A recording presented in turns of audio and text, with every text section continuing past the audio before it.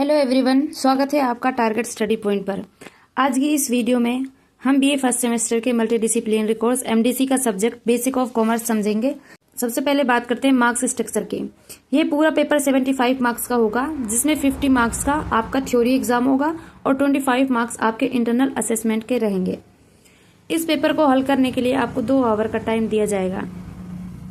आपका question paper 2 sections में divide होगा, सेक्शन ए और सेक्शन बी। सेक्शन ए, इसमें 2-2 नंबर के 5 शॉर्ट क्वेश्चंस आएंगे जो सभी करने कंपलसरी होंगे।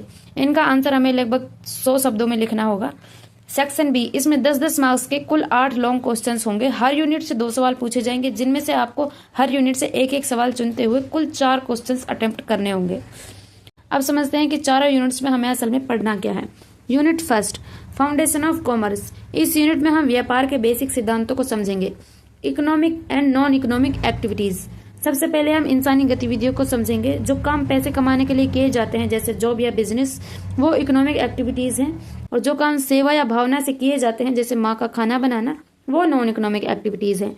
बिजनेस, प्रोफेशन, एम्प्लॉयमेंट, इनमें हम समझेंगे कि प्रॉफिट कमाने के उद्देश्य से किए जाने वाला काम बिजनेस है।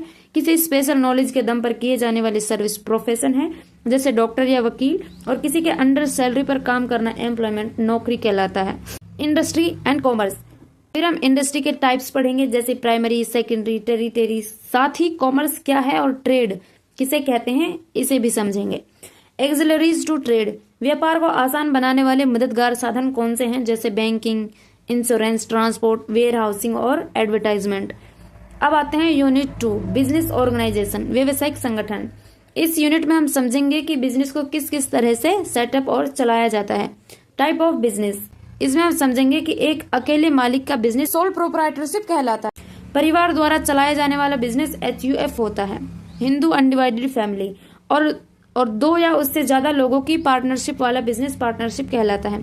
स्मॉल स्केल बिजनेस, भारत में छोटे और लघु उद्योगों की क्या भूमिका है, देश के विकास में इनका कितना बड़ा योगदान है और इनके सामने कौन कौन सी परेशानियां आती हैं। कंटेम्परेरी अपॉर्चुनिटीज, आज के दौर में बिजनेस के नए मौके, जैसे नेटवर्क मार्केटिंग, फ्रेंचाइजी, किसी बड़े ब्रांड का नाम लेकर बिजनेस करना, और BPO, बिजनेस प्रोसेस आउटसोर्सिंग। अब आते हैं यूनिट 3 पे, introduction to e commerce.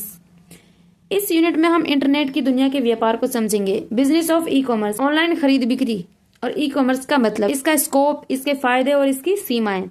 Electronic marketing and e retailing, हमारी आम दुकानों, ट्रेडिशनल रिटेलिंग और अमेजन, फ्लिपकार्ट जैसी ऑनलाइन दुकानों, ई रिटेलिंग में क्या अंतर है और ई सर्विसेज क्या होती हैं।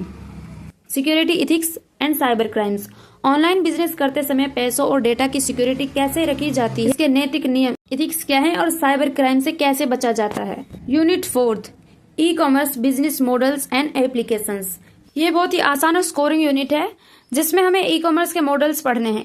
E commerce models, B2B, business to business, जब एक कंपनी दूसरी कंपनी को सामान बेचती है। B2C, बिजनेस टू कंज्यूमर, जब कंपनी सीधे ग्राहक को सामान बेचती है, जैसे अमेजन या फ्लिपकार्ट पर।